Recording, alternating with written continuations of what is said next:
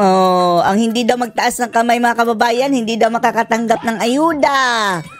Oh, yan po ang sinabi mga kababayan ng isang host doon sa Bagoong Pilipinas mga kababayan. Doon sa Batangas. At as usual, party-party na naman sila with all the artista mga kababayan. At eto si Tamba, nagdala ng mga sandamakmak din na mga kongresista doon sa Batangas. And of course, in expense of the people's money. Anyway mga kababayan, wala silang pake dahil hindi naman sa kanila ang pera. Serbisyo daw, sabi ni Tamba. Sabi ng kasamahan niya, ang hindi magtataas ng kamay, hindi makaka-experience ng ayuda. Panoorin po natin ha. With all the production numbers po mga kababayan, nagdala din sila ng mga artista ha. Kinaumagahan ito at kinagabihan mga kababayan, mayroong samot-saring mga artista na with all the multi-million talent fee. Okay ba itong programa ng Bagong Pilipinas Servicio Fair? Okay ba itong programa ng Bagoong Pilipinas Servicio Fair? Okay ba daw mga kababayan? Sulit na ba daw ang taxpayers' money? Dahil mayroon siyang 500 billion mga kababayan na expendable para sa taong ito. At next year mga kababayan, another 591 billion. 2 years lang ha. 1 trillion mahigit na mga kababayan para sa ayuda. Okay ba sa inyo? Ang hindi magtaas ng kamay, hindi makaka-experience ng ayuda. Wow! Ang hindi magtaas ng kamay, hindi daw makaka-experience ng ayuda. Ikaw. Hindi nagtaas ng kamay, Huwag niyang bigyan ng ayuda. Ang hindi magtaas ng kamay, hindi makaka-experience ng ayuda. Gusto mo ituloy natin! Gusto mo ituloy natin. Ang sagwang tingnan, no? Parang, laki ng tiyan. Ituloy nyo. Sige, hanggang malubog tayo sa utang. Ayuda nation mga kababayan, tapos umunlad ba ang bayan? Hindi. Walang infrastructure, puro ayuda. Nadinig natin na happy kayo, di happy rin kami. Happy! Sila lang ang happy. Kayo lang ang happy dahil nilalapan nyo ang pondo ng bayan. Hindi naman kami agree daan sa puro na lang ayuda. Ewan lang natin kung talagang napupunta talaga sa mga tao mga kababayan. Okay lang kung napupunta talaga sa tao lahat. Pagkaalam namin, may mga cut pa yan Diba ang 10,000 naging 1,500? Card, cash assistance, rice distribution. Rice distribution. Sa'yo ba yung pera? Cash assistance mga kababayan. May sobre. As if sa kanila galing ang pera. Congressman lang ito sa diba sa Leyte, sa Tacloban? Bakit buong bansa ang kanyang scope mga kababayan? At siya talaga ang nag-aabot talaga ng ayuda. Rice distribution. Siya ang nagbubuhat mga kababayan ng mga sako ng bigas. Kailangan talaga dumaan sa mga kamay mo tambalos-los. Itong stable para sa mga MSME, yung mga micro, small, medium. Dinrab na niya mga kababayan ang credit para dito sa mga programa ng gobyerno. Akala ba natin DSWD yan? Bakit nandyan ka, Tamba? Enterprises. Bahag. Diba Ano kayang purpose ito si Tamba, no? Dahil wala na ito pag-asa manalo. At saka, ang rating nito sobrang baba Siguro mga kababayan ito. Kung magsa-charter change tanggap na nila ako dahil migay ako ng ayuda Para siguro ito sa awareness ng mga tao mga kababayan. Dahil ang paplano ng charter change sabi ni Sarah. Para sa mga scholar natin, itong mga programa ay talagang handog natin. Para sa lahat ng mga mamamayan. At kinagibahihan mga kababayan, cancer! Wow! Sarap ng buhay, Bagoong Pilipinas. Expense of people's money. Dito po napupunta ang ating taxes mga kababayan. Kahit pa'y wala kayong trabaho nagbabayad pa rin kayo ng tax dahil yung binibili nyo sa Jollibee, lahat ng may resibo mga kababayan sa tindahan. Tingnan nyo, 12% value added tax. Lahat tayo nagbabayad ng tax kahit walang mga trabaho, basta may pambili. Lahat yan mayroong tax. Dito na pupunta sa konsyerto. Concert pa more. Bagoong Pilipinas, mga kababayan. Daming tao, Sabi siguro ng Tamba, sapat na kaya ito para manalo ako sa election? Di ba kaya? Ano na lang, Prime Minister. Chonky ay pa daw. Mga artista, Millions and millions of talent fees, mga kababayan, ha? Ang gaganda. Itong mga bata pa, Hindi magtaas ng kamay. Eto, kalbo. Hindi makaka-experience ng ayuda. Hindi makaka-experience sa ayuda. May jingle na si Martin Romualdez, mga kababayan, no? Jingle siya. Romualdez. Wow! Kapal ng mukha. Galing yan, ha, sa taksang bayan po, mga kababayan. Lahat po yan ay at the expense of people's money. Grabe, Kasama rin po natin ang mga naging katuwang ng andyan na si andyan si Gloria, mga kababayan. Si Gloria na pinagtanggol natin ni VP Sara, Ayan na. FC na sila ni Tamba. Andyan pa si Bong Revilla Budots.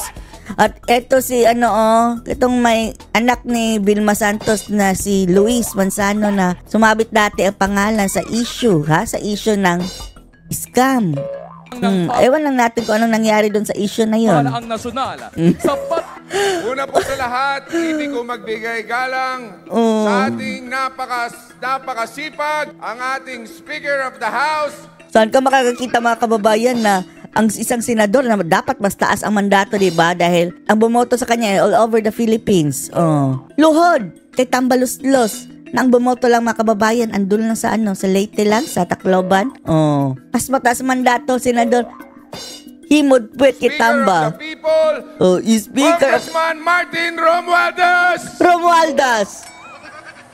Grabing tawa. Siyempre, ang Hindi pa natin nakakalimutan ang dalawang ito, mga kababayan. Ano to Not long ago, 2 years ago, bago nakaupo si PBBM, noong panahon ng kampanya, is si Lutang Robredo ang kinampanya nila. Sinabihang, pinash ang mga Marcos, mga kababayan, at sabi ng kanilang grupo, magnanakaw, mamari tao, diktador. Ngayon, kakampi na nila, mga kababayan. Nagtabi na ang mga hudas. aking kaibigan Ate ito, trader din, na si Bong Revilla, Budots King. na matalik kasama sa Akala ba namin, masakit ang paa mo? Di ba may nagpa-wheelchair pa ito, mga kababayan? sa Senado, Ralph Recto. Palakpakan, mga moyang. Ang ating po Pawis sa pawis si Tamba, dahil hindi yan sanay na, sa mainit. dating Pangulo, Congresswoman Gloria Macapagal Arroyo.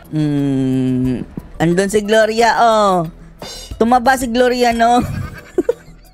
And of course, magbibigay galang din kay Luis Manzano, Luis Manzano, kumusta na yung issue mo sa fuel scam? kay Ryan Recto, at sa lahat mo na mga taga Batangas, taga Lipa. Mga kababayan, napakapalad po na Tatakbo bang ito si Luis Manzano, mga kababayan? Ewan lang natin, ha? Dahil pamilya yan ng mga politiko, di ba? Yung nanay, si Vilma. Ang tatay niya hindi naman sila sa Raptor, di ba? Ang tatay nito si Edo Manzano, tapos tumakbo din yung Senador Talo. ng mga taga Lipa. Dahil narito po ngayon sa ating harapan Ang mga buhaya, mga kababayan, nasa inyong ang harapan. Halos lahat ng crocodile. Crocodile farm. Andyan na. halos 80% ng mga congressman. Sana yung ginastos doon dyan. Gastos lahat ng gobyerno, mga kababayan. Travel fee, travel allowance na nila. Sana binigay nyo na lang doon sa inyong mga nasasakupan. Anong gagawin ng mga congressman dyan sa iba't ibang lugar? Diba? Hindi nyo naman lugar ang Batangas. Mag-focus kayo doon sa inyong sariling mga bayan dahil marami din ang nangangailangan Na doon. namumuno sa ating bansa na dala-dala ng ating Speaker of the House. Shut up. Narin ito, meron po rin kayong kasamang isang cute na senador. Self-proclaim, mga kababayan, cute. Cute Nakukyutan ba kayo dito? na si Senator Bong Revilla na nagmamahal sa inyo. Kaya, Nakalusot lang ito mga kababayan di ba? Nakasuhan naman ito ng plunder, yung basta sa corruption na technical. Tapos ngayon, ang kala nyo kung ano mga kababayan pagsalita ng para sa bayan, traitor ka. sa inyo pong lahat, hindi na ako magpapakahaba pa. Alis! Kumunti ko na makalimutan. Yung aking kaisa-isang may bahay na Tagalipa din. Sino? Congresswoman Lani Mercado Revilla na Tagalipa. So, sa inyo pong lahat, Lani Mercado. maraming salamat. At Kaisa-isa daw may mabuhay bahay kayong ni lahat. Cute Bong Revilla, mga kababayan. Kaisa-isang may bahay. Alam kaya ni Lani Mercado yung pinagagawa mo, Bong Revilla? Di ba, nilaglag ka ni Ellen Adarna? Di ba, mga kababayan? Tingnan niyo ito, ha? Have you ever received an indecent proposal? Indecent proposal daw, ha? Oh, maybe Bong Revilla texted me Bong Revilla, yak, iwi, yak. a couple of times. Oh my God. But like, it's Kaisa-isang may bahay ni Bong Revilla. Alam mo ba ito? not like an indecent proposal that, Gustong maka-score kay Ellen Adarna. you know, What like, did he say? oh, you want to meet up somewhere, you know, You wanna meet up somewhere? Gusto mo? like that. But like, hi, hello. That's taxpayer money, man. What are you talking about? Okay, so what did he text you? Not just like, hi, hello, papansin like that. Papansin, hindi ka type ni You Ellen brought up- Adarna. Ganyan sa Ellen Adarna. Buti pa si Bastien naka-score. Bong Revilla as Ang ganda kasi mga kababayan. Di ganda. celebrity who's tried to hit on. Kagat labi. Bong Revilla, hindi naka-score. Hindi ka type ni Ellen Adarna. Kahit Pfizer proclaimed cute ka ha. Hindi ka type. You on several It looks occasions. like a freaking T-Rex. You get 1 point for What did you say? Sabi ni Ellen Adarna daw, mukhang T-Rex daw mga kababayan si Bong Revilla. Sabi ni Bong Revilla sa kanyang sarili mo, cute daw siya. Tapos sabi ni Ellen Adarna, occasions. he looks like a T-Rex. Several It looks occasions. like a freaking T-Rex. He looks like African T-Rex. You get 1 point for What did you say? He looks like a T-Rex. It's like, yes, super short arms, Mukhang T-Rex, dinosaur. and it's like a big body. Like, Malaki daw ang katawan tapos maliit ang mga kamay. Mukhang T-Rex daw mga kababayan si Bong Revilla. yes, super short arms, and it's like a big body. Like, Dahil sabi ni Bong Revilla, cute daw siya. Anong masasabi niya dito mga kababayan sa pa-concert na naman ng Bagoong Pilipinas sa Batangas? Hindi magtaas ng kamay, hindi makaka-experience ang ayuda. Anong masasabi niyo dito? Post your comments below.